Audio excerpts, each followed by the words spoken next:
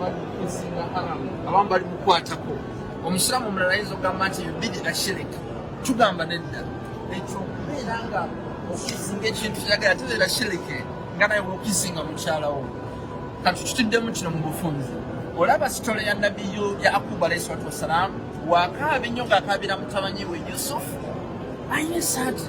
Suratu Yusufu aya 9:96 eyo esaati gye bamuleetera gye bamuyisaako n'awona amaaso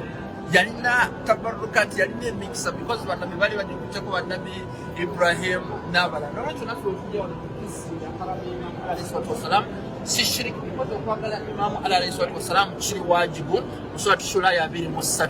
nati Katonda